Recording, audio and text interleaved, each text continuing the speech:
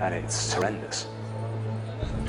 Whatever you think of the migrant crisis and whether or not these people should have made the journey to Europe in the first place, nobody should have to live like this. Conditions in here are absolutely dismal. It smells suffocatingly hot.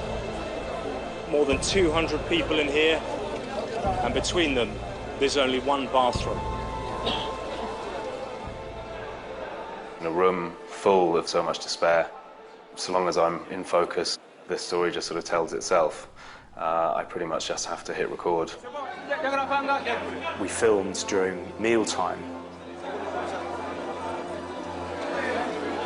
We were told by the migrants that this was the only meal they got. The people who ran the detention centre said that they were actually fed a number of times. They're given food in an enormous bowl. It's the sort of thing you'd feed animals with. They're suffering, they're lethargic because they're not getting enough to eat. Many of them are sick. How difficult is it to look after all these people? Very difficult. They are trying to go to Europe. We keep them here safe to return to their countries. And are you being given help from Europe now? The Europeans? Not as much as we need. Europe must do their part and help us. Alex and Jake were able to start peeling off and speaking to people without anyone listening in. It was a case of distracting one of the wardens. They saw us as a window to speak to the world. The minute you start to speak to these people one-on-one, you start to hear nothing but desperation. People falling every day because of hunger, you know? We see brothers falling down. We can't even help them.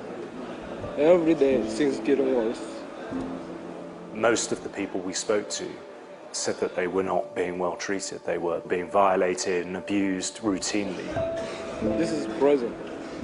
They treat us like criminals. You were surrounded by the sights and smell of people who were desperate, people who had nowhere to go, people who had no idea where their life was going and where they would end up. What will you do now? What will happen to you now? Are you... You know,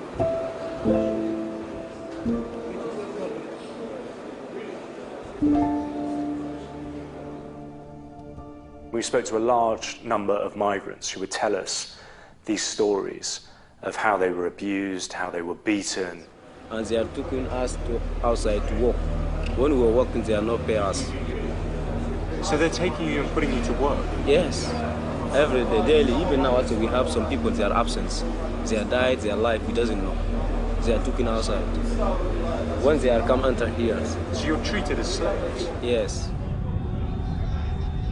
They were targeted by militias and then taken to these detention centres because they were worth money as slaves. These people like animals, we are not limited. We didn't kill anyone. We didn't take money from someone. We didn't do any crime.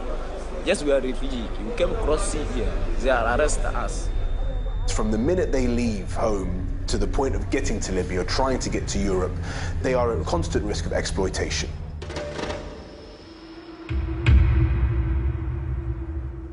The men and women in this detention centre are separated. Hello. So we walked into the women's quarters, but it didn't look like great conditions. Through here?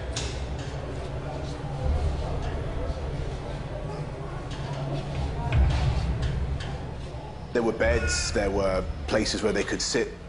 You didn't get the sense that it was awful.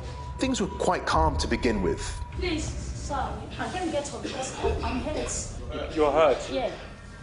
Tell me what happened. They were three sisters and some other women in the group. Alex was sat down, started to ask them questions, and it was almost immediately. Where do you come from? I'm from Nigeria. And they just started to break down. I'm fed up. I'm fed up here, so I tried to escape. You tried to escape? Yeah. And Not only what me. happened? Not only me, they catch me back and I was treated badly. What happened to you? What did they do? Yeah, they flogged me, not only me. They accused the people in the camp of beating them. As you can see, it's because we are treated badly here. That is why we try to escape. Her friends and some of them were her family members, started to show us where they claimed to have been beaten. It was totally surprising, but also really very affecting. The guards' interpretation of events was that nearby there is some military facilities that the women had tried to escape and run into, and when they were caught running into this zone, they were then detained and manhandled, and that's where the bruises and the marks had come from. That's not what the women had said. They said that if they stayed in that camp, they would be killed. The mood quickly changed. As soon as they started telling us their side of the story, the authorities and the guards who were with us very quickly got quite angry. And things escalated very quickly, and it was at that point that the guards, I think, started to panic. They wanted us to end the interview, we wanted to continue with the interview, and clearly what these women were telling us was very, very important, and we needed to hear it. What you're being told needs to be documented, so you keep filming. Whilst they were arguing with Alex, I was able to move to another corner. I need to film. I needed more pictures before we got out of there so that we could actually tell the story. So if any one of these girls has a problem... There was a point where the guards tried to call their bluff and said to them, well, if you're so upset, if you're so distraught, then leave. And they want to walk out, you're very happy to just take them out. This group of women didn't know what to do.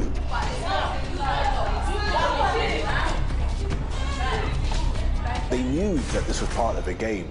They also knew that they actually had no way of getting anywhere. They had no money, they had no support, they had no one who could help them, take them. They had no idea where they were necessarily, and how to get home, and what was home.